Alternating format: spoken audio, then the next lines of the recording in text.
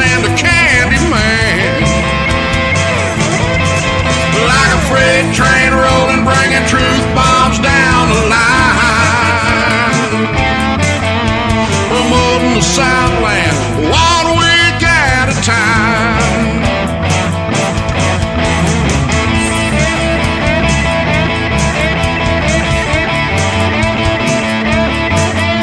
Promoting the Southland 1 week at a time. SCV chat starts now. It's Smokey. Welcome back to another episode of SCV Chat, and I'm your host for Evening Moose. And before we get started, please remember the views and opinions expressed in this broadcast are not necessarily the views and opinions of the SCV. It's GEC, Northern Division Brigade, Camp subsidiaries. How is everybody doing in Dixieland tonight? You might be wondering why the guest is not on yet. I'm sure the guest is wondering why he's not on yet. That is so I can give him an introduction, and he can't stop me. One of the brightest minds I know, ladies and gentlemen. When I grow up, I want to be this man. You could even call me a junior. Please help us welcome tonight's main guest, Army of Tennessee Commander, the lovely Carl Jones. How you doing, buddy? Good, brother. How are you? I'm doing good. You know, I had a friend. He's only 5'5", 5'6" on a good day, depending on what shoes he's wearing, you know. And his son looked at him the other day and said, "Daddy, am I going to be as big as you when I grow up?" And he said, "Well, of course you will, son." He said, "Well, I don't have to grow up for very long, do I?"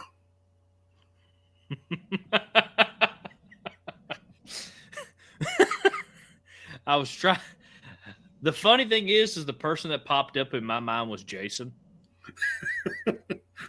But he has no children. I know, so I'm trying to figure out, who. I was thinking, who would walk up to Jason and say this? I wish I would have known Jason when I was a younger man, and I could have said that myself. Yeah. Oh, well, we're glad to have Carl back on the show. It's been too long since we've had a Carl Jones appearance. There's been Carl Jones sightings on the show with his weather updates. And, of course, we saw one of those right before we went live. But, yes, it is good to be back in Dixieland, or to be coming to you live from Dixieland. I'm exhausted from the fall muster weekend. Absolutely dead. I need to make the intro longer somehow because I didn't get through sharing to all the Facebook groups that I'm in. I guess that just means I'm in a lot of SCV and Heritage Facebook groups. But that gets me to the next point. Please share this episode out. We want a big crowd tonight because we got something special for you. But I'm trying to also stall for time so I can get done sharing because I can't get off the sharing tab until I'm done. And the question for Carl is on my phone, which I'm sharing off of. So you can see my dilemma already as we start the show. But what have you been up to, Carl? Oh, man, just, work 7 days a week if I can help it. That's my comfort zone, chaos. So, got a church security group I've been training for about a year, and now they've decided they want another year of it, and we're starting over again in a couple of weeks, trying to take them to the next level. So, yeah. Fun stuff. That does sound fun, and I guess I don't know if it was you that rubbed off on Connor who rubbed off on me, but yeah, no, chaos. It seems all three of us thrive on that because we can't have nice things. Because this weekend, I was all over the place with fall muster, and I'd finally sat down and I was resting, and someone came over. And had to tell me about something. A tree caught on fire. I had to be one of the pumpers to get the tree out on an 1861 fire truck. Cool. Yeah, it was. I told everybody I was only at Beauvoir. So if you missed it, you need to come next year because we just had trees on fire. We had the whole 9 yards this weekend. But I'm almost done. I can recognize the end of it. Yes! All right. I have to do the SCV chat page, but first, let's go ahead and dive into tonight's topic because this has been, of course, a pretty successful series. If this is your first time joining us, this is part 4, I believe, of the Confederate Catechism series, where we're kind of diving into some defense of the Southland, building a foundation for our listeners. We already had some interesting people comment on last episode we did.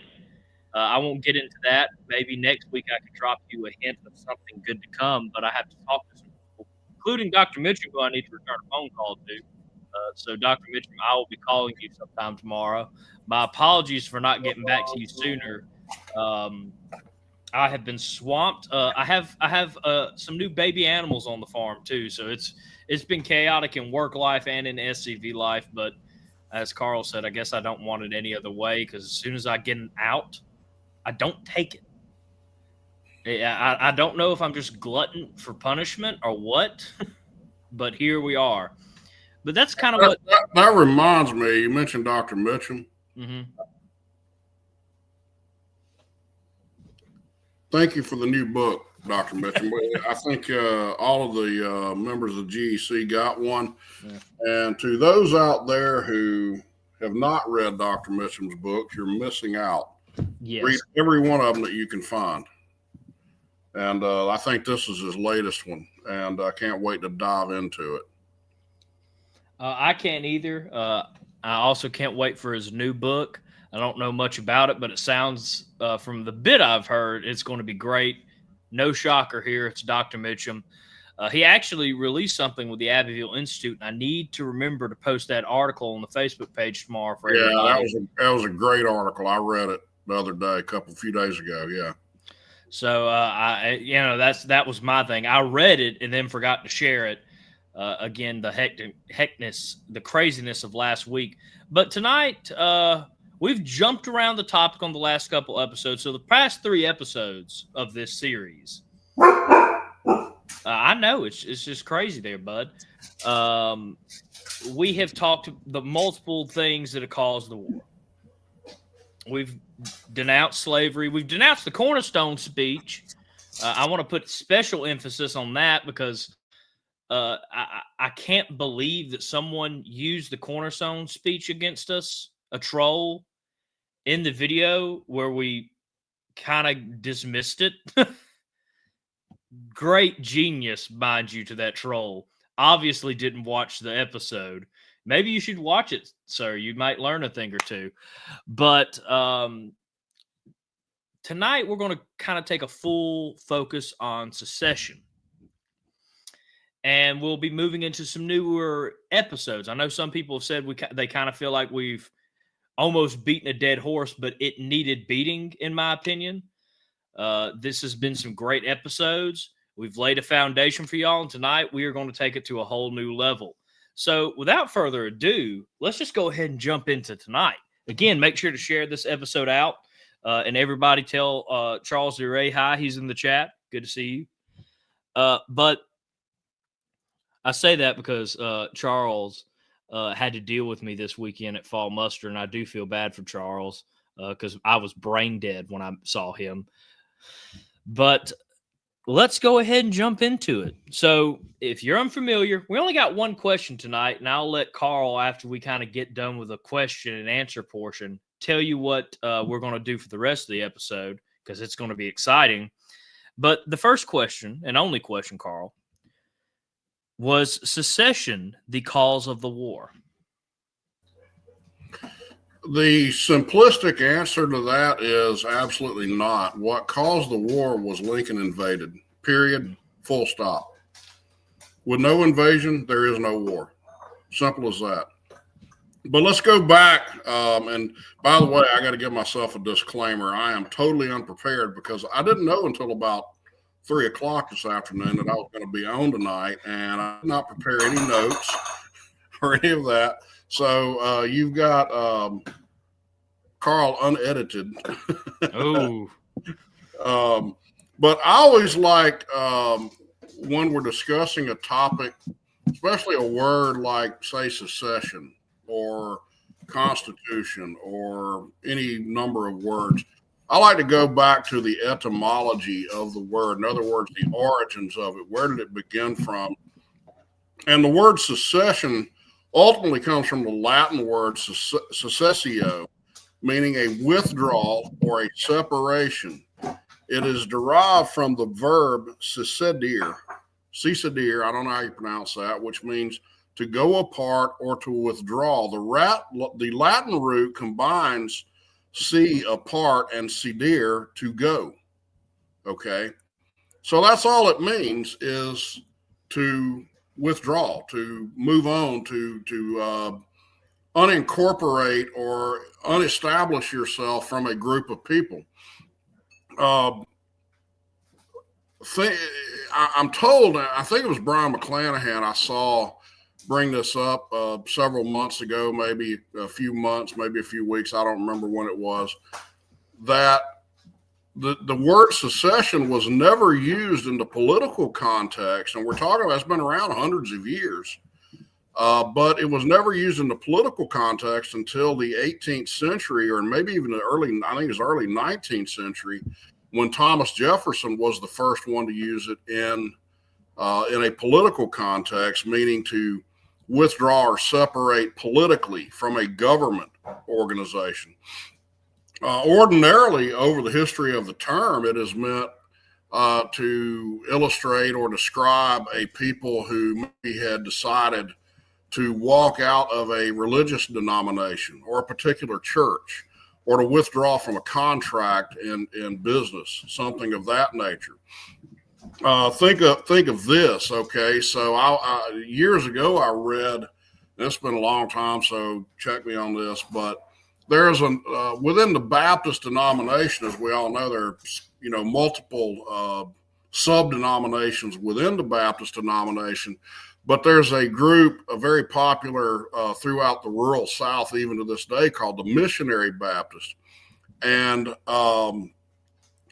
what made them the Missionary Baptist, from what I've read, from what I studied, was that there was a vote taken in the one and only Baptist denomination back in the early 1800s, in the Southern Baptist, I should say, perhaps, as to whether or not to spread out and take the gospel to the Indian tribes.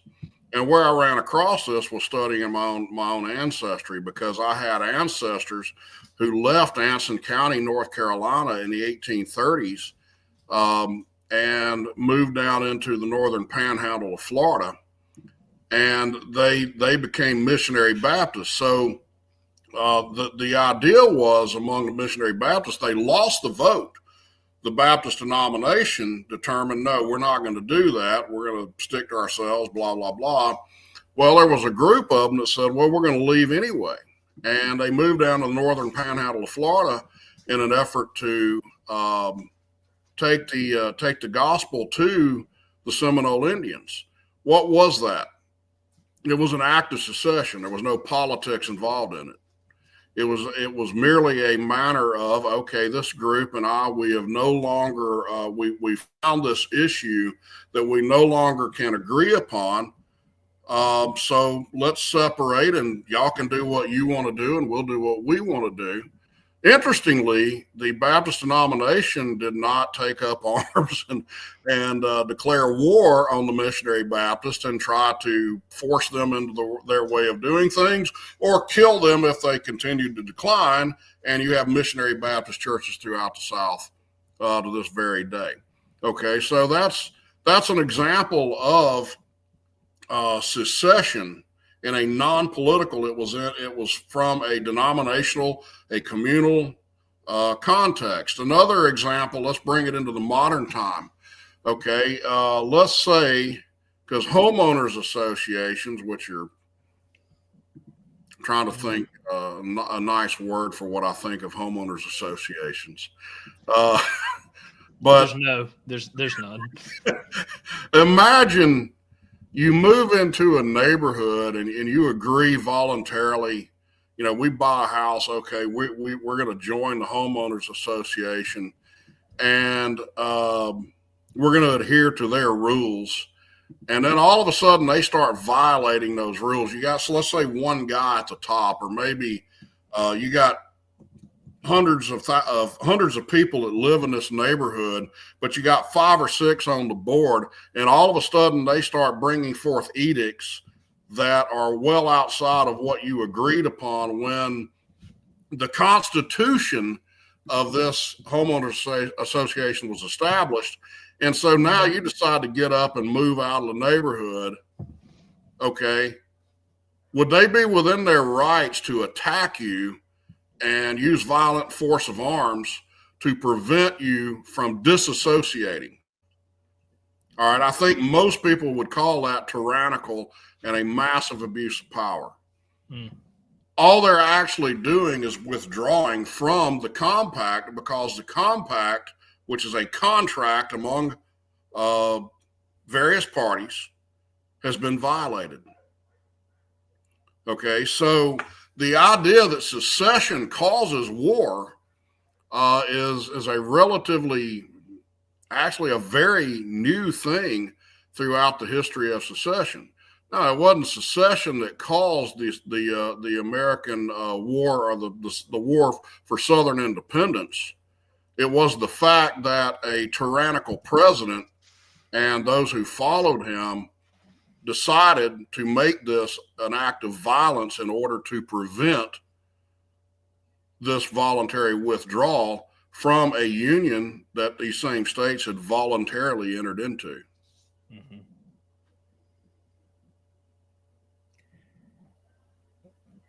Carl, that was a great response. And now, again, that does make a lot of sense when you think about that. And again, no one says that secession was the cause of 1776.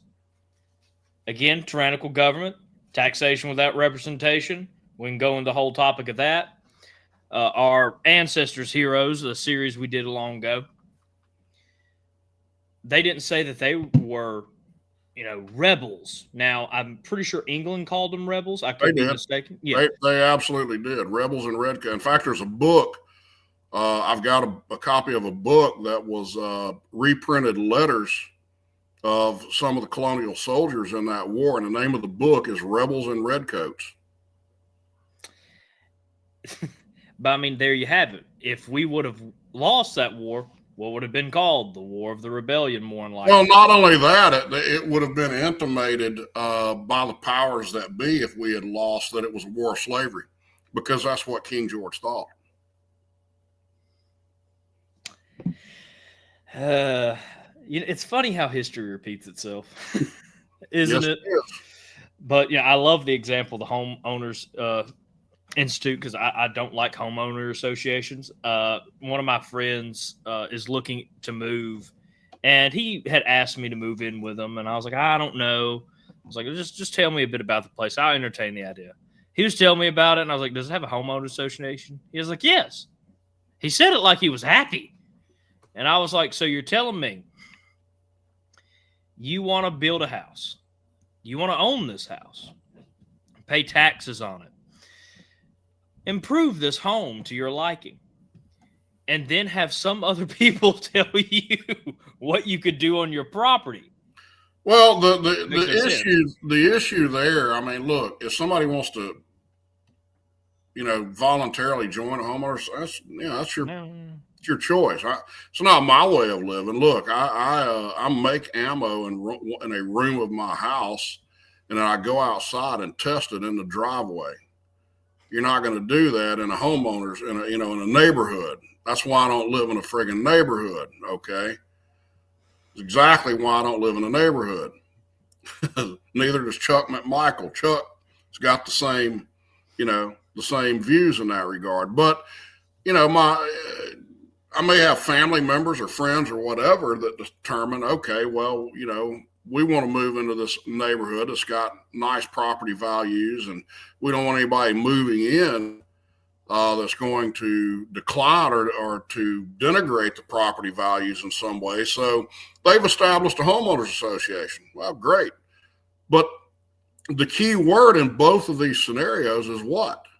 Voluntary. Mm-hmm.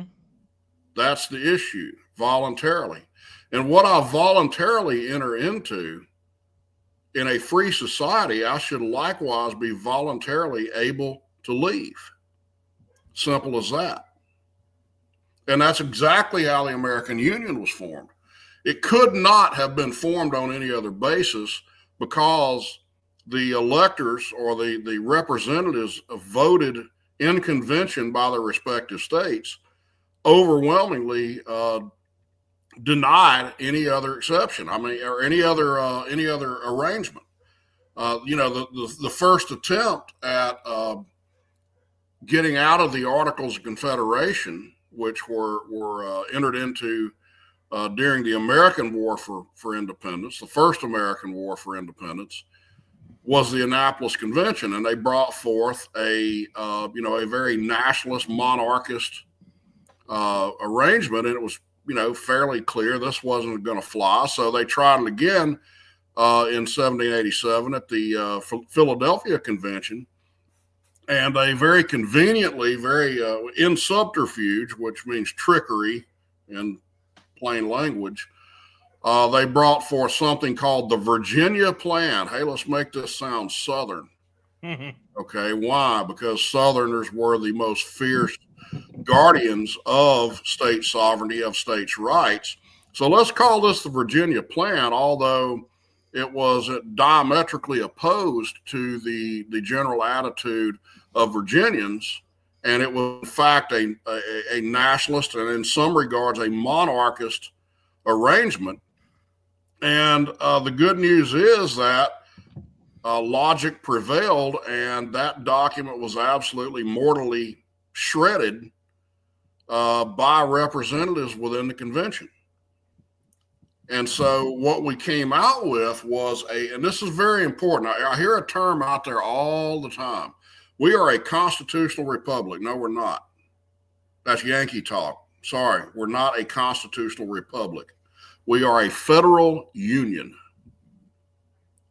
Period. A republic would give us the idea that we are a republic. We are a single entity voted into place by one people. And that is nonsense. That's not true.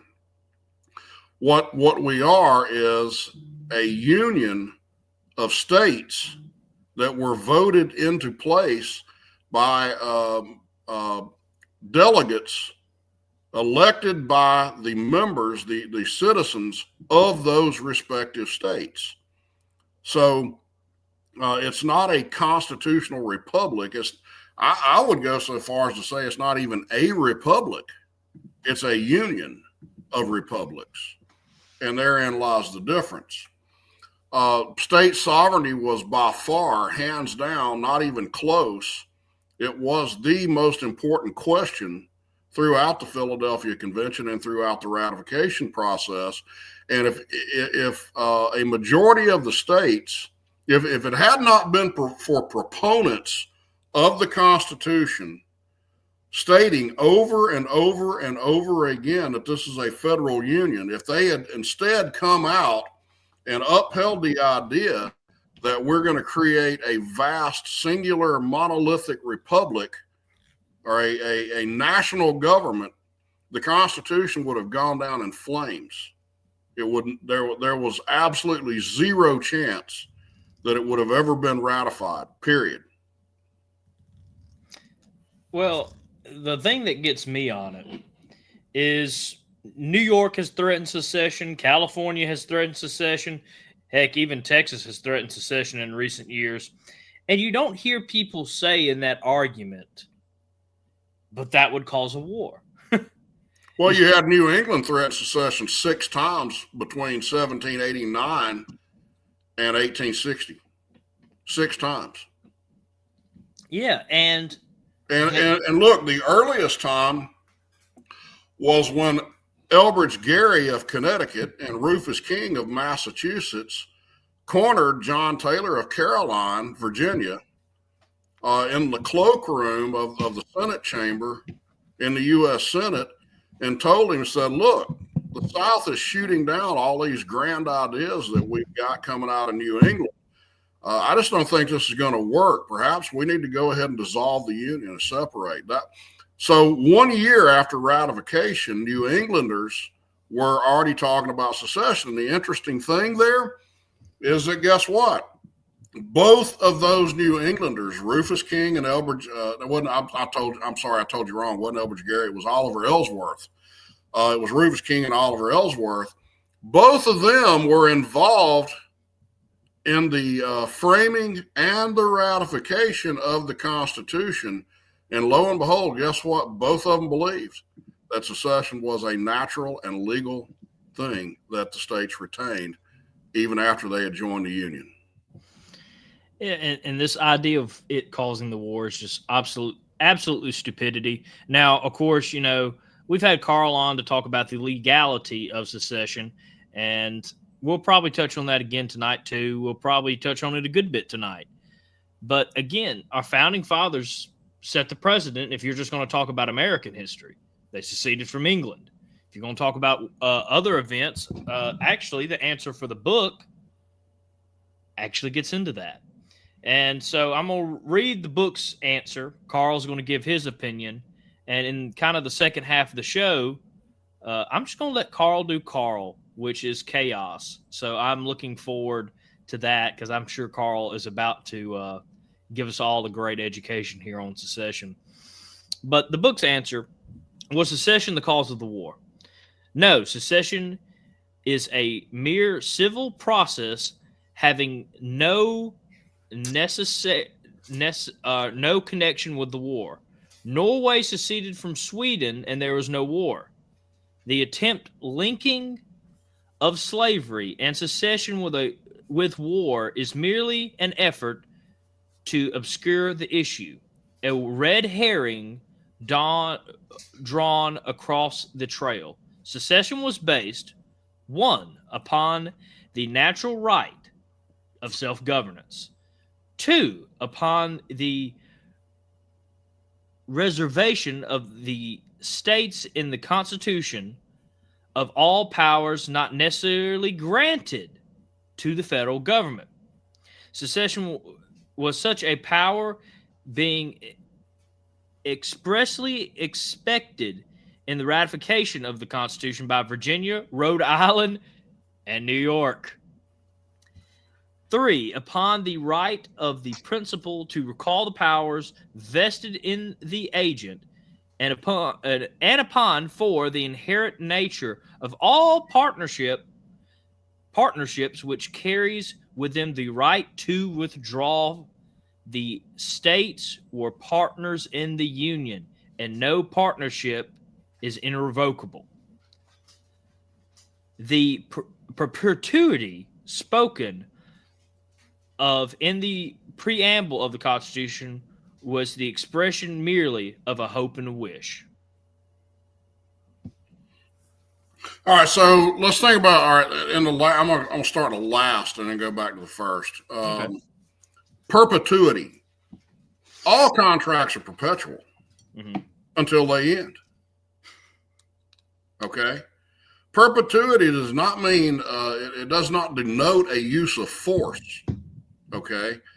It simply means that this contract is perpetual. If you got 5 businesses that determine, all right, we're going to join into this consortium and mutually support one another because it's in our best interest, and we're going to make this contract perpetual. Well, it's perpetual until one of them decides it's no longer within our interest to remain a part of this consortium, and we're going to back out of the contract. Perpetual does not mean that if you back out of this voluntarily entered into contract, that, okay, the other 4 companies in this 5-company consortium can now come into our offices with baseball bats and muskets and maces swinging around and beat us all back into submission. Show me a business contract that operates that way outside of the New York Mafia. Okay. Outside of that, show me a contract that ends that way in the business world. But let's go back to the original statement. Was it an act of war? No, it was an act of peace. It was the exact opposite of an act of war. Why would I say that? Because you've got these sections within the country who are number one, they were culturally and philosophically and politically different from one another from the very beginning, from day one. And now they have gotten into this union, and they hoped to make it work by making it a federal union to wherein each of these distinctive different cultures could govern their own affairs within their own states the way they wanted to, without regard, or by and enter into a union basically on the premise that, okay, these other issues that affect all of us, such as mutual trade and common defense, we're going to delegate that to this general government, not a federal government, not a national government, not anything like that, not a monarchy, but a general government. We're going to give you these 18 powers, which revolves predominantly around the ideas of mutual defense and common trade. And other than that, we're going to govern ourselves. George Mason stated in the Philadelphia Convention that a country, a nation made up under a centralized government of people so distinctly different from one another in their manners, habits, and customs could not work. Why? They'd be at war with one another. So they designed a federal government, voluntarily entered into it, and now some 75, 80 years later, they're growing apart. Why were they growing apart? Because you had factions in the North trying to go back through political and legal wrangling and undo what the founding states and what the framers and ratifiers had agreed upon.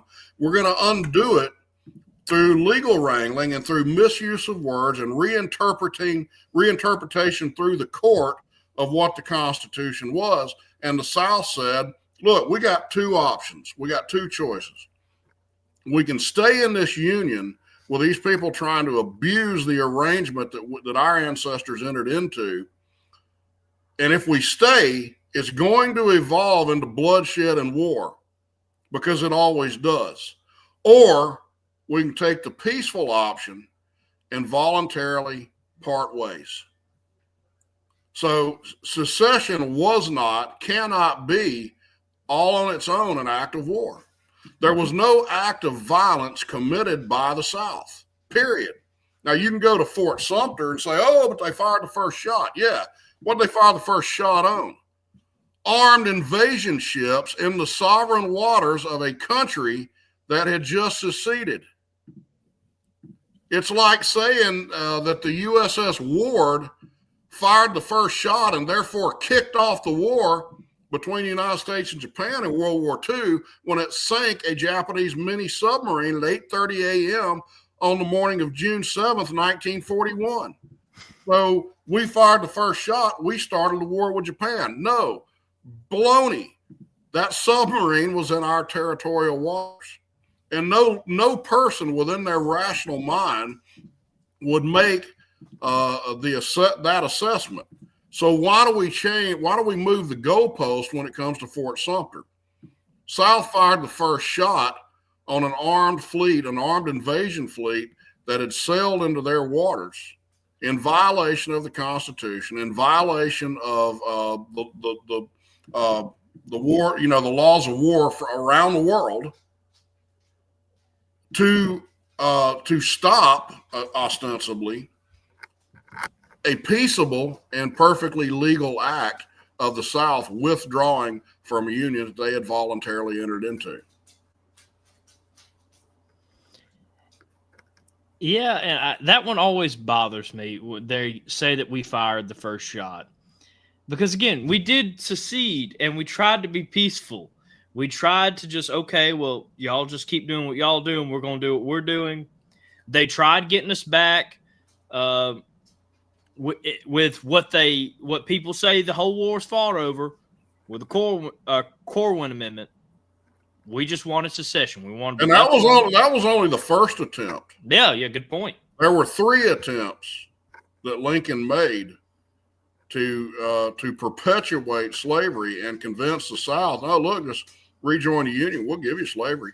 And the last one of them was at the Hampton Roads Conference in the early part of 1865. So right up to the end of the war, Lincoln was saying, I don't care about slavery. Yeah. What I want is you back in the Union. Now, here's the question: why? Why was he so adamant that the South must stay in the Union?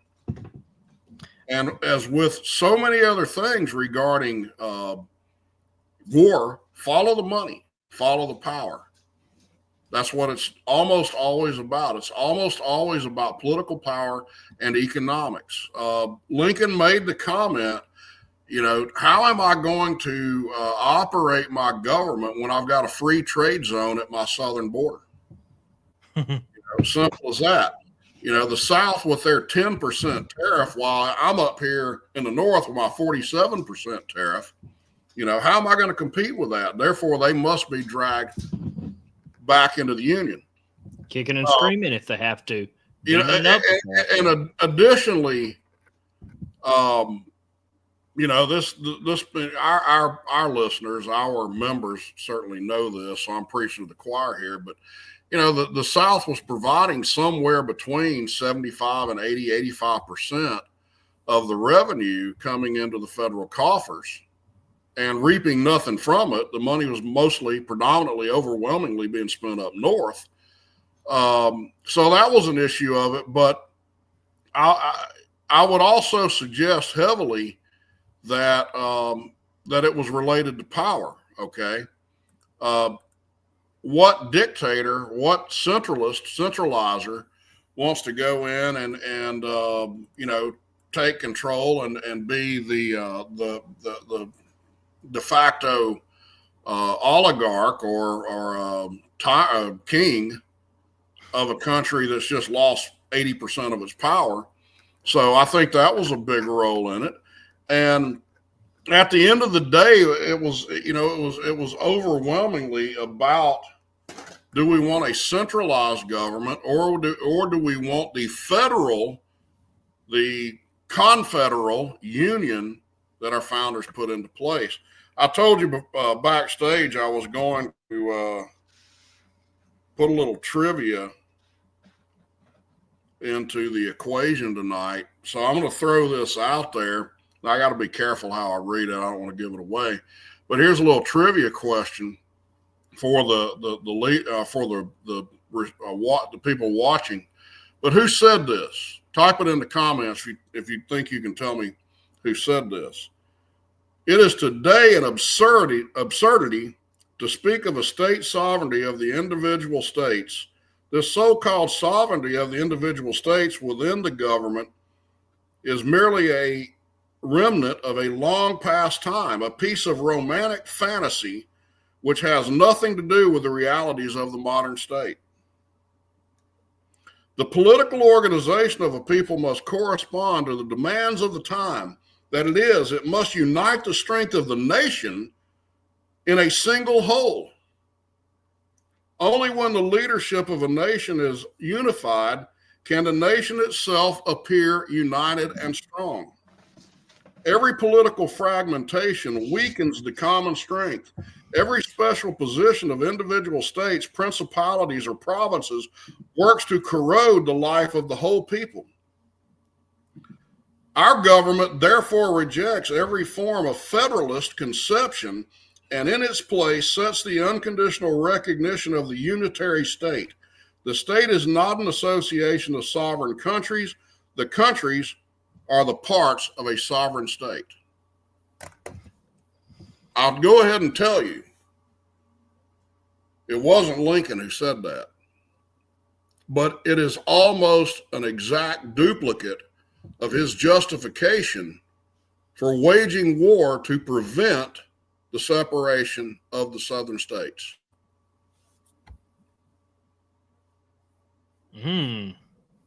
I see some good guesses coming in too. While we wait on that a bit, Carl, could you tell everybody kind of what your plan is for after the commercial break? Let's give everybody a second to hit a guess. Chaos. I have no idea, man. Let's go. Let's see where this goes. Hit me up with questions. I see Dr. Mitchum in the comments. So if I can't answer them, I've got my backup there. Somebody a lot smarter than I am. There you go.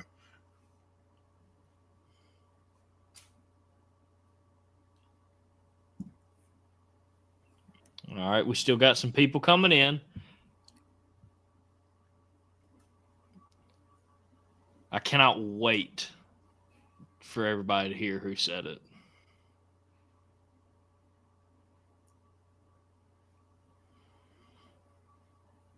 I know there's a delay, so I'm trying to buy y'all some time here. While y'all are waiting, look at the new SCV chat hat. Isn't it great? Wouldn't it be great if it's going to be on sale soon at our store? Wouldn't it be great if you bought this? Go get if I had one, I'd have worn it. I wore my National Confederate Museum hat tonight. Well, that's a good thing you said that, Carl, because these will be coming soon. These will be available to all our chat heads, so please make sure to check them out. And I'll go ahead and do our sponsors tonight. Of course, we're sponsored by scvchat.com. You can watch this episode, some of our favorite episodes, which does have Carl in a lot of them, and a couple other things. So our favorite video of the month, we get to see our favorite video. October is up, so you can see what our favorite video of October is. Also on Patreon, our other sponsor, you can help reclaim the narrative 1 week at a time. For $2.50 a month, you can feed a moose tier. That's just general support. For $10 a month, you can become a real chat head. You get your name at the end of every episode. You get to see behind-the-scenes content and get exclusive shows and so much more, and a lot of stuff coming soon. For $30 a month, you get our merch tier. We get exclusive merchandise that not even me and Connor will get, the owners of SCV Chat. And for $80 a month, you can be a sponsor, like our next man, Dr. Chris Cummins. Dr. Chris Cummins is located in the Oxford, Mississippi region. If you've poked a stick in your eye, fallen off a fence, or just really tweaked your knee and you need some help, go check out Dr. Chris Cummins. He'll make you feel right, treat you with some great Southern hospitality, and we'll get you on your way. So we want to thank our sponsor, Dr. Chris Cummins. And, of course, go check us out on Patreon and become a Patreon member. Remember, all money raised in October will go to breast cancer awareness, funding research to find the cure. So please go check it out. We should put a moose on the hat. I don't sell. We have tried to make some moose merchandise, and it sold well the first bit, but I am happy. I've been wanting an SCV Chat a hat for a while now. For those who don't know, this is actually our second logo, and I helped design this logo. So this one means a lot to me. I put the business, if you will, logo, our production company that owns the show, logo in the middle, and then I just put SCV Chat, reclaiming the narrative 1 week at a time, and the founding date. But we still haven't gotten any more, so Carl, why don't you tell everybody who said this just crazy quote? That would be Adolf Hitler. There was a lot. Adolf Hitler in Mein Kampf made the exact same justification for consolidating the German Union, because German was also a federal republic at one time. and he made the exact same justification for forcefully consolidating the Germanic Union that Abraham Lincoln made to invade the United States and force them back into the Union. Okay. So this idea out here that your ancestors in the Confederate Army were fascist and, tyrants and blah, blah, blah. No. As Ron and Donnie said in their book, The South Was Right, the Confederacy was adhering to the exact same principle that the colonials were adhering to in 1776, 1775, 1776 through 1783. And that was the right to self-government. And the argument can be made, in fact, the South had an even more legal right. It was more morally and legally justified. The South's actions were because the American colonies in the 1700s were legal areas, I'm trying to think of a word for it, slipping my mind. They were legal colonies. In other words, legally speaking, the English crown was the legal parent government of those colonies. In other words, they were subservient to the English crown, which had financed or helped finance part of the settlements here, okay? Whereas on the opposite side, with regards to the Confederacy, it was the opposite. The United States government could not have existed without it being created by the states. Number one. Number two, had the states not had sovereignty, they would have had no authority to create that government. So the roles were flipped. The colonies were actually subservient. And think about what they're saying in the Declaration of Independence. We declare that these united colonies are and of right ought to be free and independent states. So they went from being the products, or still the word slipping my mind, but being under the legal aspects of the crown.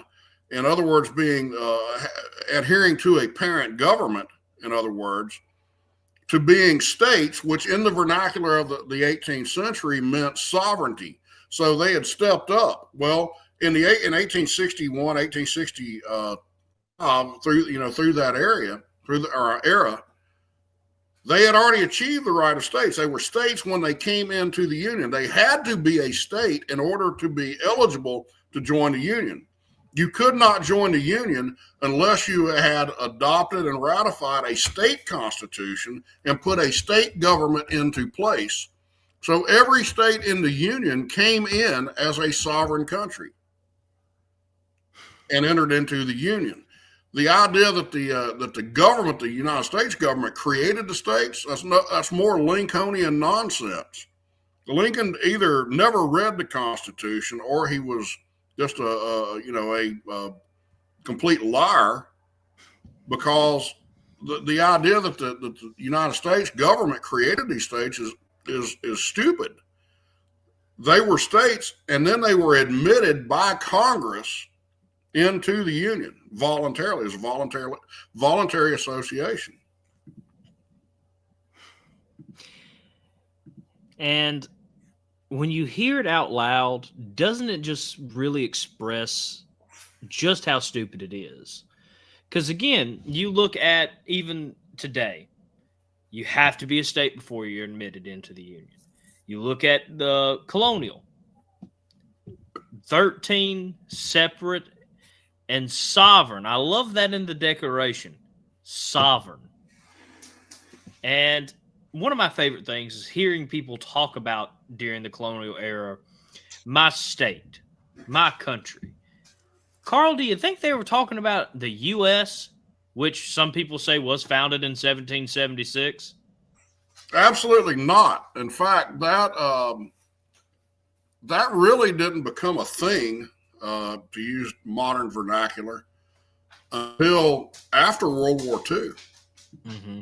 You very, very seldom throughout the United States prior to World War II saw American flags flying on people's lawns out in front of their homes. So that tradition, the tradition that Alabama is my state or is my country, or Mississippi is your country, that had carried down for a number of generations from the founding period up until the 1930s. And it was World War II, in my opinion. Now, there may be some out there that'll bring some other information to light that changes my mind, but it was World War II that really cemented Lincoln's idea of us as one nation into place.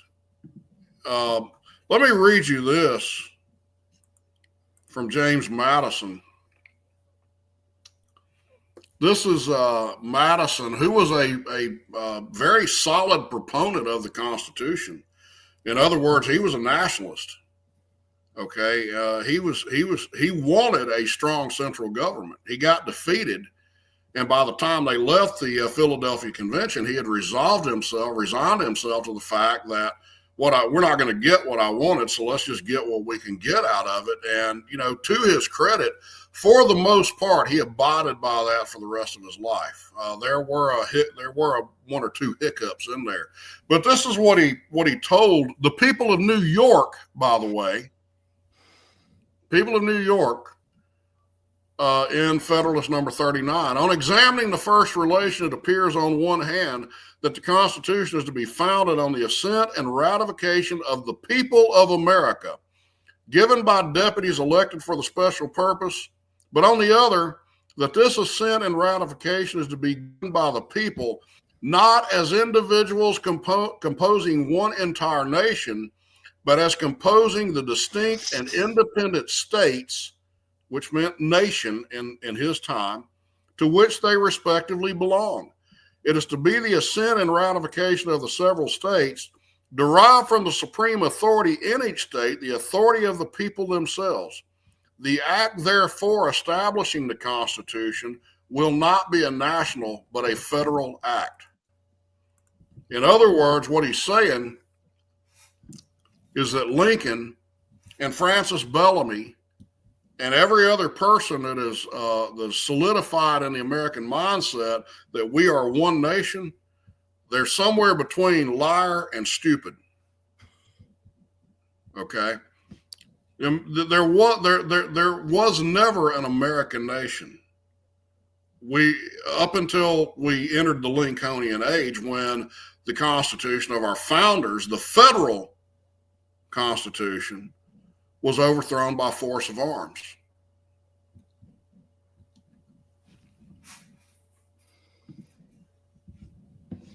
Isn't that interesting? Was a goat I love some people. He was a goat, but not in the way that Kyle means it. No. Yeah. He's great at trampling on the Constitution. I guess by today's standards, that would make him a good president, because if you look at modern presidents, I don't know if we're reading the same document half the time.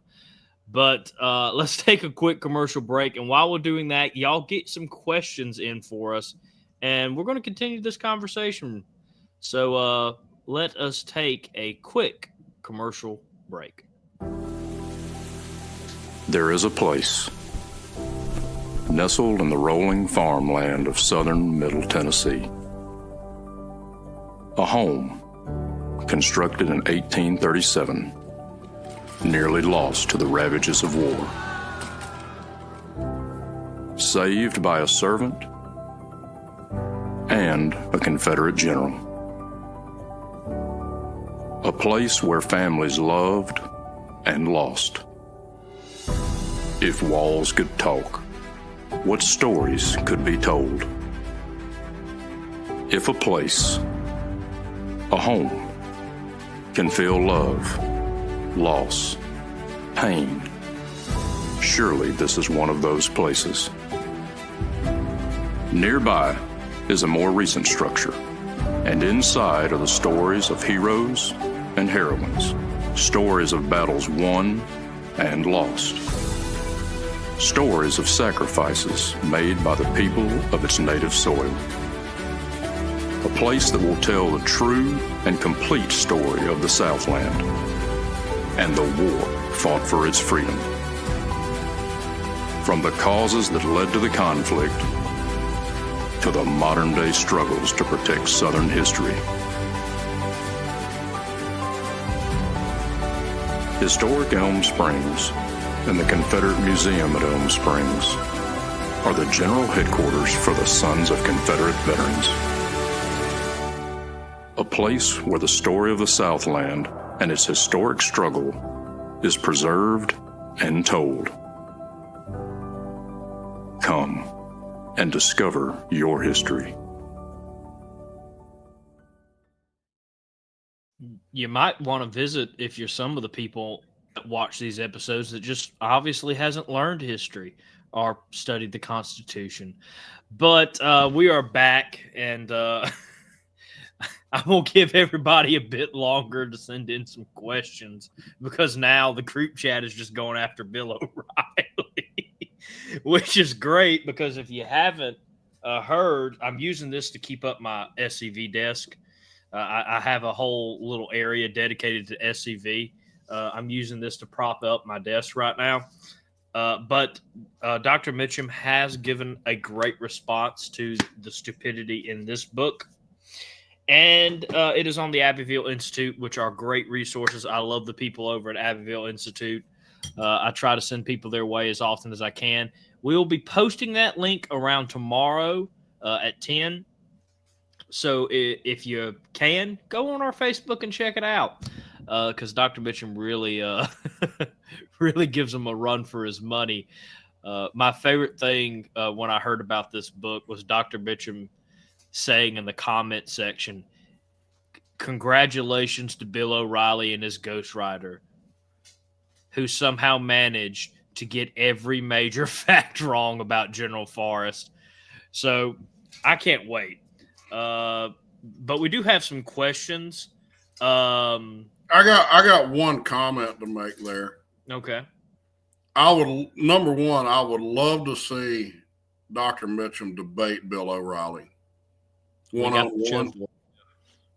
But it would be such a decimation that I'd almost feel sorry for him. And I think Dr. Mitchum is worthy of a bigger opponent like Mark Levin. So honestly, I'd like to see me debate Bill O'Reilly. And then after I mop the floor with him, I could tell him, by the way, you just got your butt handed to you by a guy who barely made it out of the 12th grade. That's how stupid you are.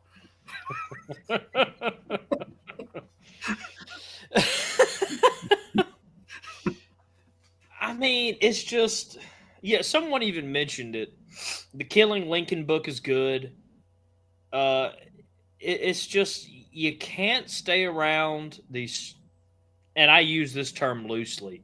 There's a reason I don't call myself a historian, because I have so much respect for that title. I feel like I have to earn it.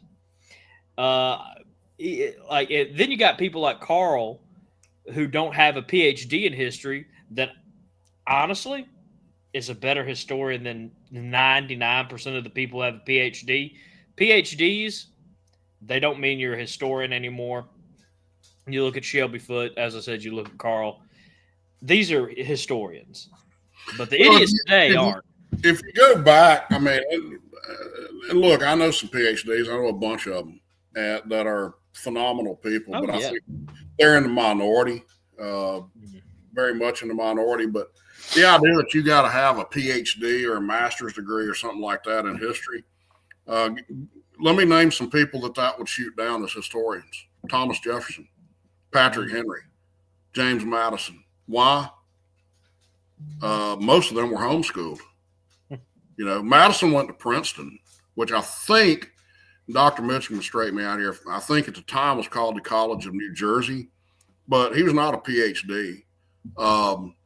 If I recall correctly, when Patrick Henry determined to become an attorney, he walked in, applied for the bar, and they told him, here's 4 books or 5 books or whatever it was. Read them and come back. He went and read them and came back. So a guy, Patrick Henry, comes out of the backwoods of Virginia, a hunter, trapper, homesteader, and was made for because of his shoddy clothing, or made fun of because of his shoddy clothing. He picks up a handful of books, goes off, reads them, comes back, and not only becomes an attorney, but becomes the greatest orator of the run to independence, and becomes the author of the Stamp Acts, which floated up the Atlantic coast into New England, and ultimately initiated our move to independence. And so I would take Patrick Henry over 99.9% of any PhD over today. And Bill O'Reilly, I guarantee you, if I spent 2 weeks coaching my 13-year-old granddaughter, she could make O'Reilly run home crying to his mother because he's that dumb. And this book really does prove it, doesn't it? Again, I cannot wait to see the video, Dr. Mitchum, but I can't either. Oh, it's going to be great. And guess what, guys? We're going to have Dr. Mitchum back on the show to exclusively talk about this. So you have a lot of content going your way, Bill. And I can't wait to see it. But so we do have a couple questions, some just statements like, I do love Jason. I would love to see a panel debate. Fun fact, SCV Chat is actually looking into debate structured episodes. Don't know when that would be, but if you're a PhD or a historian that's just poorly educated, you are more than welcome to reach out. We'll start maybe setting it up in the near future, because we got some people that are willing to debate you. I got a lot of people, actually. I think those would just be fun episodes where I can just sit back and have the greatest day of my life. But let's see here. We do have a question from Al. Do you think Texas will eventually leave the Union again? It's hard to say. I'll be my honest opinion on it. And this, again, anything I say from this point on that topic is, conjecture. I don't know. I mean, it's guessing. I've always believed if secession came again, it would come from the left.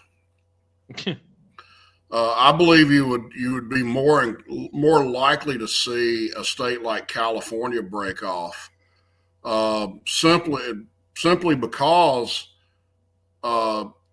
we've got to look at modern conservatism and the nature of and I don't consider myself a modern conservative. No. I'm a Jeffersonian, paleo conservative, a conservative in the traditional sense of the word. Okay. So, but when we look at modern conservatism, and R.L. Dabney pointed this out, as some of you are very well aware, that it conserves nothing except whatever the latest policy was set down by the existing left.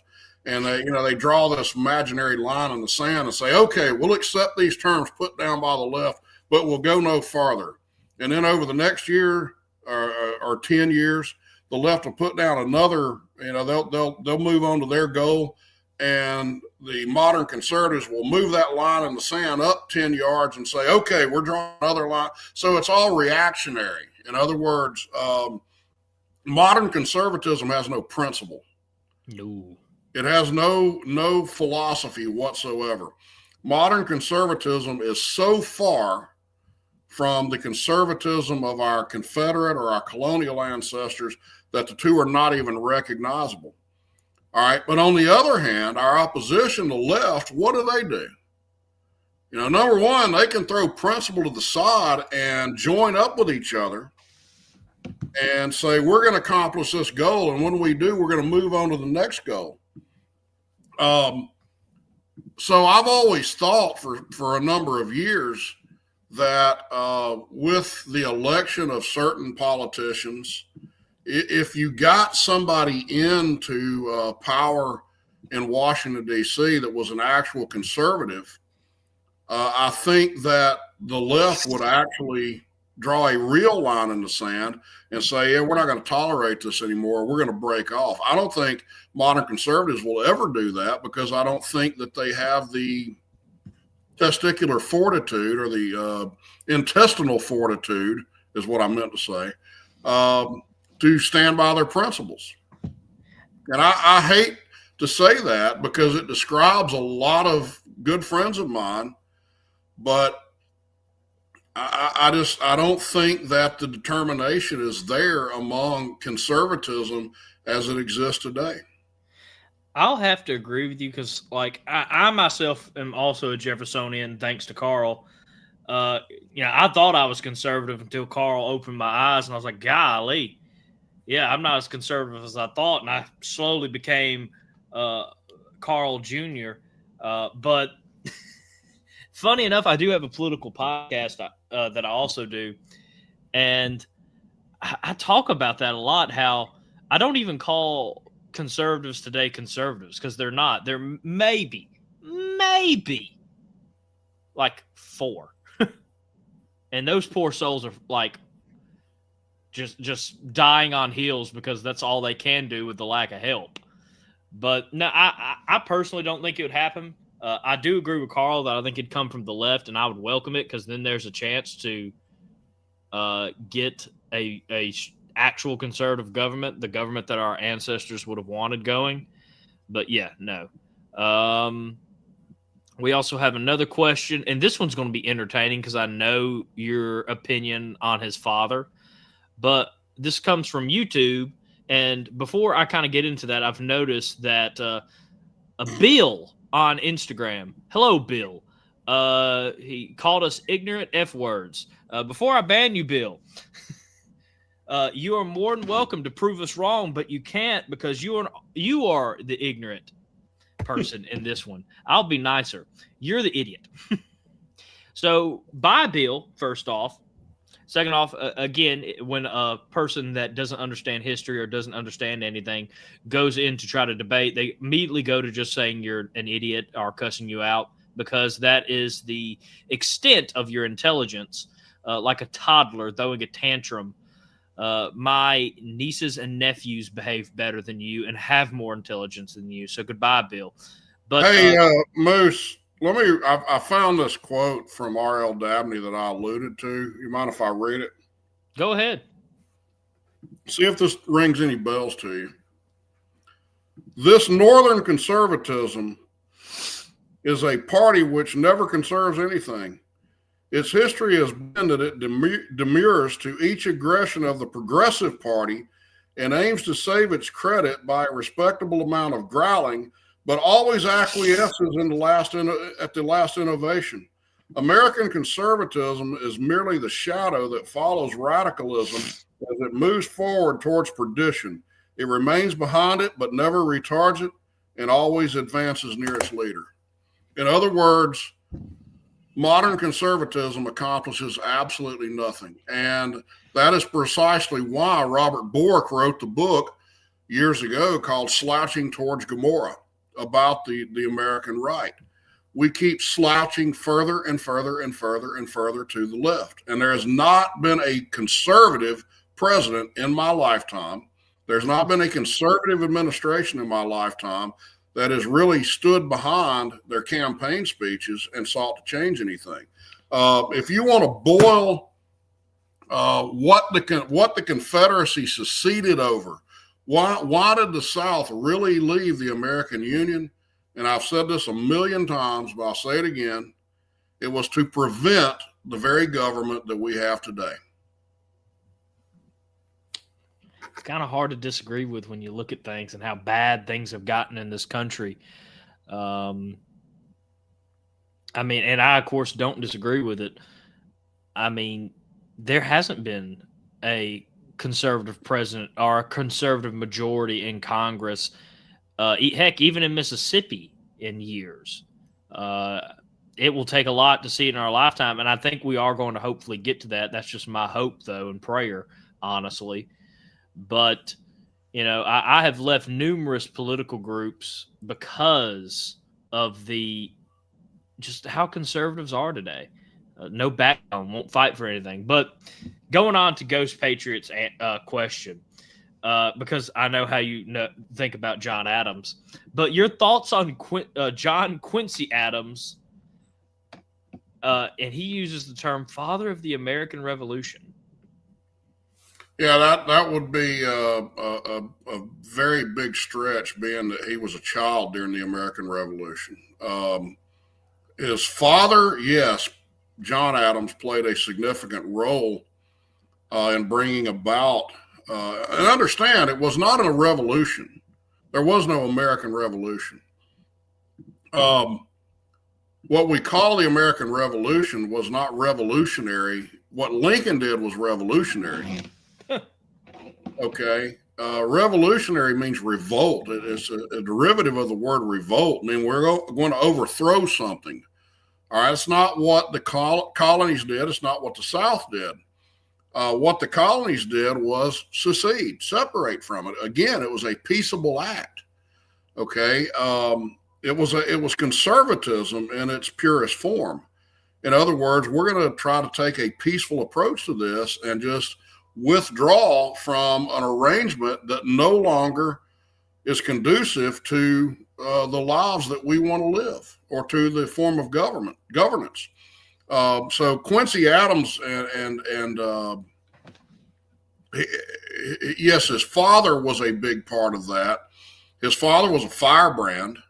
Of course, I like Sam Adams better because he was what they considered an anti-federalist. In other words, he was a real federalist. Okay. But Quincy Adams, no, he was not the father of the American Revolution, because he was only, I think, 12, 13 years old when it was going on. His father, on the other hand, yes, was certainly a major player in the lead up to independence. But the revolution is a fallacy, in my opinion. The war that came about because King George chose the same path that Abraham Lincoln did, which was to use force of arms to prevent this voluntary secession.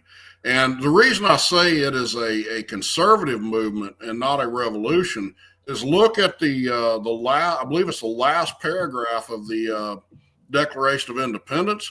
They weren't putting forth new revolutionary ideas. They were trying, as it says, to preserve their rights as Englishmen.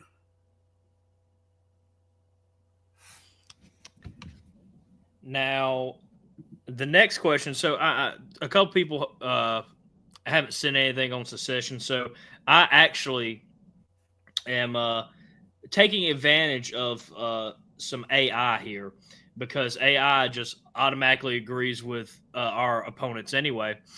And we won't be able to get through all these tonight, so I might send a couple of them to Carl just for him to tear into, and we'll post them on social media later. But I'm going to kind of ask some of my real ones. Hello, Victor. Yes, I did fight a fire at Fall Muster, so I am a firefighter now officially. But, Carl, I'm just going to ask you a couple of these, just because I asked what would someone going up against a lost causer, as they like to call us, what would you ask them to try to trip them up? And the number one, what specific rights do you believe the southern states are trying to prevent by seceding? Wait a minute, say it again. What specific rights were they trying to prevent by seceding? Preserve, my apology. Preserve by seceding. They were trying to preserve the original origins, the original arrangement of the Union as it existed. I know what they're alluding to there. They're going to try to allude to, they were trying to preserve, state sovereignty, states' rights. States' rights to do what? The states' rights to preserve slavery. Well, if that were true, why would they leave the Union? In fact, the biggest supporter, the biggest opponents in the South of secession were the largest slave owners, because they knew that they had the votes in Congress. Number one, they knew that to overturn slavery at the national level would have required an amendment, and they knew they had the votes to prevent that. So they believed that slavery was actually better protected by staying in the Union. Okay, so why leave the Union if all they're after is to protect slavery? Number one. Number two, we've got 3 occasions between 1861 and 1865 where Lincoln offered the perpetuation of slavery to the Southern states in exchange for their staying in the Union. One of them was in his first inaugural. He said, "I have no purpose, either directly or indirectly, to interfere with the institution of slavery in states where it exists. I have no inclination to do so, and I believe I have no lawful right to do so." And I quoted that from memory. I may have not gotten it all 100% in order, but it's the premise is there. Flash forward to September of 1862. He drafted his illegal Emancipation Proclamation. Why do I call it illegal? Because contrary to what we see all the time today, the president has no right to legislate from the Oval Office. He has no legislative authority whatsoever. So he illegally put forward, announced the Emancipation Proclamation, which we all know freed absolutely nobody. It pertained only to the Southern states. So it didn't free that were anybody in the not North. under Union control. And he gave the seceded states 100 days to rejoin the Union, at which point that proclamation would no longer apply and they would be free to keep their slaves. Flash forward to the early months of 1865, Hampton Roads Conference. You had Southern emissaries that met with the Lincoln administration. One of them was Vice President Alexander Stephens. And Lincoln assured them that if you will simply lay down your arms, rejoin the Union, give up this notion of independence, you'll have the votes in the Congress to vote down the 13th Amendment, and you'll be able to keep your slaves. That's 3 times from Lincoln, the great emancipator, so-called, that you can rejoin the Union and we'll give up the war on slavery. We don't care. You can have them. Okay. If it was all about or if it's all about slavery and not about independence, why did the South reject all 3 offers? I have never found a Lincoln apologist who could answer that question. They dance all around it and they give me all kind of ideas based in, if you're in the military, you'll know what Bravo Sierra means. Okay. But they never can come out and directly answer that question. As a matter of fact, and Dr. Mitchum, check me on this if I'm wrong, but towards the end of the war, Jefferson sent an emissary to France and England and told them, if you will give recognition to the Confederacy, I will work to end slavery within 5 years of the war's end. Conversely, throughout the war, throughout the years of the war, Lincoln had worked on several amendments to the Constitution that he hoped would coerce or convince or compel the South to rejoin the Union. One of them would have protected slavery up into the 20th century. An amendment to the Constitution. All right, go back again to his first inaugural. You got the Corwin Amendment. Somebody mentioned it in the comments. What was the Corwin Amendment? It would have guaranteed, and the South had the votes to ratify it. It would have been ratified if they'd have rejoined the Union, and it would have protected and enshrined slavery in the U.S. Constitution. And Lincoln said in his first inaugural, I'd be willing to make this express and irrevocable, meaning, according to Lincoln, we could still have slavery today if that's what it took to coerce or compel the South back into the Union. The idea that he invaded, or that the South seceded over slavery, or that Lincoln invaded to end slavery, is so nonsensical that nobody with an IQ above room temperature can believe such a stupid thing in the face of all the evidence to the contrary. You got to be dumber than Mark Levin to believe that. And by the way, I'm going to check my blood pressure after this conversation's over with. Well, I got two more. One is almost guaranteed because it gets my blood pressure going, because this is also used a lot on the secession topic. And we talked about this on the Dr. Mitchum episode, so I might as well give Carl his crack at it. And this is the number 2. Have you read the official declarations of secession from states like Mississippi or Texas? If so, how do you interpret their direct mentions of slavery? How do you reconcile the Confederate government statement about preserving slavery with the idea that war was about something else, and using specifically Alexander Stephens' cornerstone speech being addressed on secession? That is, you don't have to go into anything else outside of that one. Okay, so one of the things that I like to point out is that there was no monolithic entity known as the South that seceded. Okay? Mm-hmm. I see your facial expressions. What in the world did he mean by that? So the fact that there were 13 ordinances of secession shows that these states seceded independent of each other. Now, they eventually joined and became a confederacy, all right, but they all had their own causes.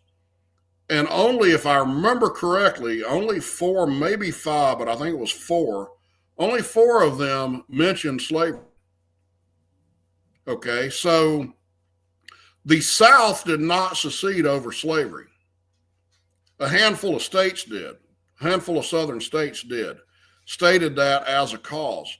But let's go back and let's take South Carolina, for example. They're about maybe a little further along than halfway through their declaration of causes before they ever even got to slavery. What did they spend the vast majority of that declaration on? Discussing. What were they discussing? They were discussing what we talked about in the very first part of this discussion, which was the makeup of the Union. They spent roughly half to a little bit more of that discussing the fact that we delegated only specific powers to this general government, and now they're violating it. And what did Stephens say in his, cornerstone speech? I believe it was in his cornerstone speech. It may have been later. Somebody check me on that. But he said slavery was not the cause, but it was the occasion of secession. Okay. He also said when he said the immediate cause, you've got to understand that language changes. It changes forms over time. The meaning of words change. So when he says it's the immediate cause, it means the latest cause. Not the only cause, not the most important cause, but it's the latest one that cropped up. But they had other causes going back to the very beginning of the formation of the Union. The first causes came out of the North. They were like, we're outnumbered in the Congress, and the South is shooting down all these great ideas that we had. And then you had issues like the Missouri Compromise that came in, and the North was trying to prevent Southern states or free states from coming into the Union on the same footing that the original 13 had, and the South was fighting against that. So this idea that it was, they all seceded over slavery is nonsense. There had been numerous causes of secession going back all the way to the very beginning to 1794, when Oliver Ellsworth and Rufus King cornered John Taylor of Caroline. I mean, it came down to And what the state declarations of causes and the state ordinances of secession were saying was they're using the opportunity of slavery to violate the Constitution. Mississippi actually said in theirs, and I'm going on memory again, so check me on this, but I think you're going to find I'm correct, that they seek to end slavery without giving these people any means of supporting themselves. So was it a concern outside the issue of constitutional ramifications? Certainly it was. You got 4.5 million people who own no land, have no job, have no necessarily any skills. They've got no place to go, no place to call home, and we're going to turn them loose. What effect would that have had on Southern society? Who was going to care for these people? So there was actually a very much an altruistic purpose for not wanting slavery just overnight ended. Let's dig a little bit deeper than that. Slavery had ended in 29 other countries in the Western Hemisphere. This idea that slavery is a Southern invention and is unique to the South is stupid beyond repair. No, it existed 5,000 years before Southern slavery ever even came about, but it was ended in 28, 29 other countries through what? Through peaceable means. The American government was the only one that ended it through invasion, mass bloodshed, warfare, and carnage. The only one. On that idea alone, Lincoln's entire presidency should be regarded as a mass and bloody, literally bloody failure. Agreed. And I want to thank Carl for answering that, because normally for a question like that, I'd probably try to give him some prep time. So bless Carl for indulging me tonight. But that's one of the most, that question, even though the AI brought it up, I have been asked when defending my ancestors that a lot. And so I'm so happy that Carl was able to answer that. And the last question before we kind of wrap up tonight comes from Victor Smith. Let me pull it back up. Carl, which founding father do you feel had the greatest impact on the Confederacy and their declaring independence from the Union? Oh, that'd be a tough one to answer. I think that Jefferson laid down the principles for secession in the Declaration of Independence. I think he would certainly be one that was extremely important, though not a founding father, but certainly an offshoot of the founding generation. I think you've got to look at John C. Calhoun. I think you've also got to look at John Randolph Roanoke. Again, he was in the Quincy Adams era generation, so not directly a founding father. Patrick Henry's extremely important, I believe, because he was the firebrand that lit the match of the American Revolution, the American withdrawal from England. They give credit to Adams, but Adams really, in my opinion, was just playing off of what Patrick Henry had started. But the entire founding generation, in actuality, I don't think that very many of them. There may have been, there probably would have been a few, but I don't think very many of them would have condoned Lincoln's actions to prevent the southern states from doing the very thing that the colonials had done themselves. I mean, think about it. I've asked this before. I've been in a number of debates online, but I've asked before, and I've never had any of our opposition answer this question. All right, let's look at it like this. You've got this generation of people who in 1776 declare their independence. In other words, they secede from the English crown. Okay. Then in 1787, they turn around and they secede from the Articles of Confederation. How stupid do you have to be to think that those same people would then turn around, go forth into Philadelphia, and create a government from which there was no escape.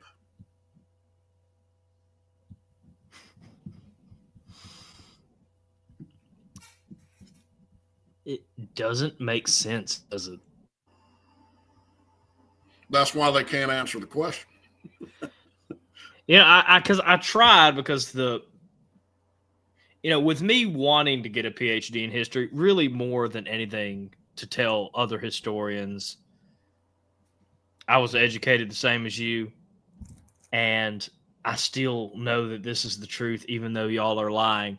So I tried my best with all the PhDs that have talked to me throughout the years to come up with something, and you can't. You're right. That's probably why they don't respond, because they know they can't come up with anything for that. So again, thank you, Carl. That's a good one. Is there anything you want to say, Carl, before we kind of start wrapping up tonight? Yeah, I would like to say something. Do not take anything I tell you at face value. The same thing I tell my kids, okay?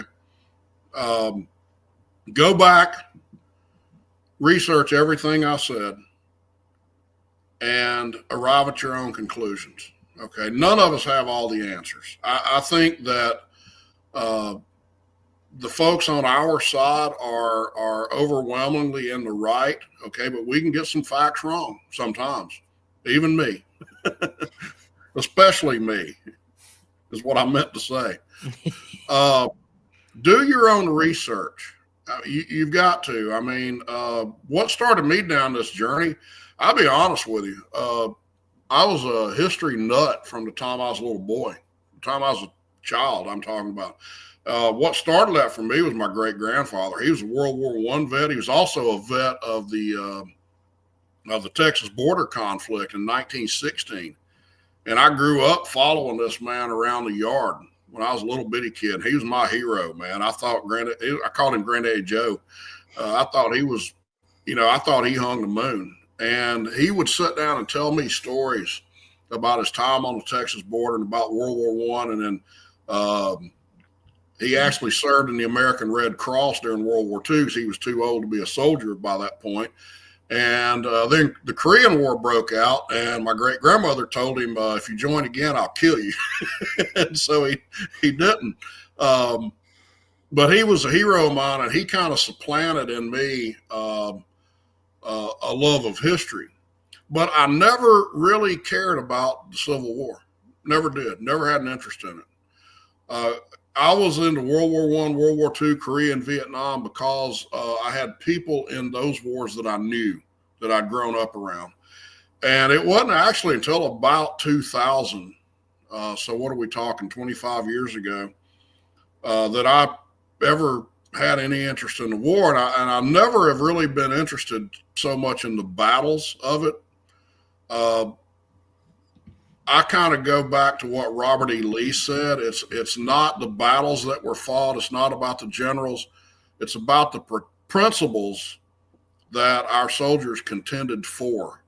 That is where my interest is.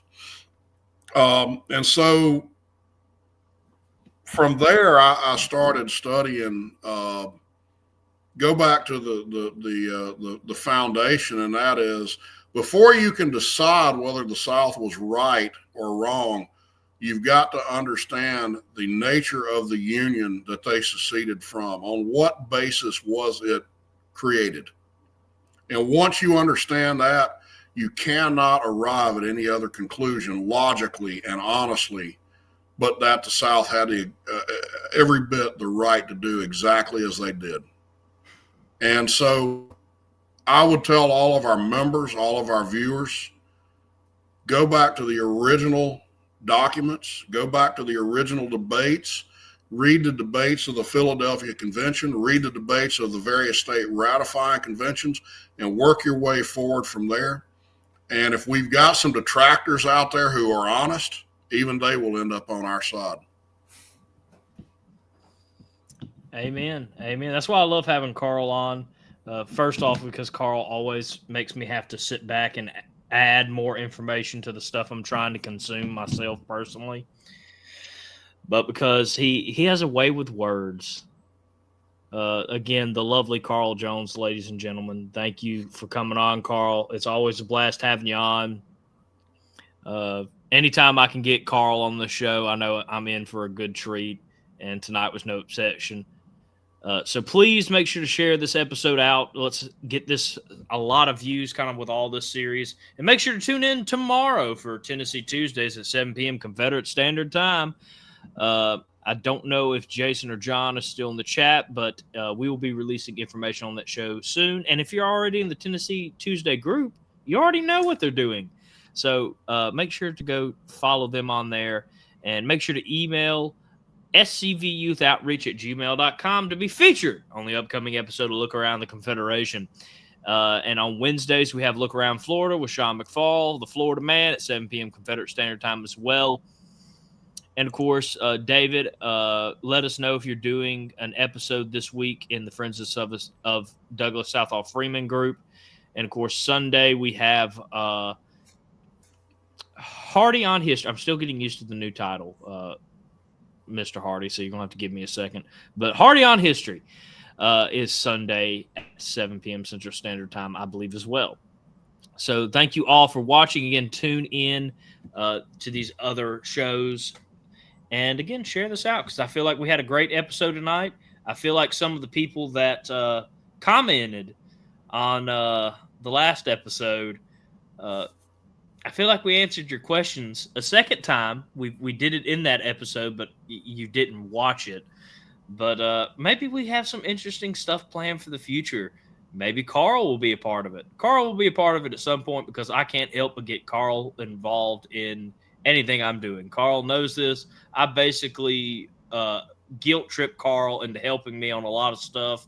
Everybody needs to pray for Carl because I just guilt trip him into anything I can. But that is because I know Carl is great at his job. And thank you, Dr. Mitchum. Again, I'll be calling you tomorrow at some point to talk to you. And David said the Friday Night Live at 7 p.m. Confederate Standard Time as well will be an encore presentation of President Lee at Washington College, 8 p.m. Eastern Time in the Friends of Douglas Southall Freeman group. Thank you, David. Well, without any further ado, we want to thank everybody for watching. Again, one more time, share this episode out. I'm trying to find the right buttons. They're not wanting to go for me, but we want to thank our Patreon members. And remember to everybody, no fumar in the elevator and rare frog. Rare frog.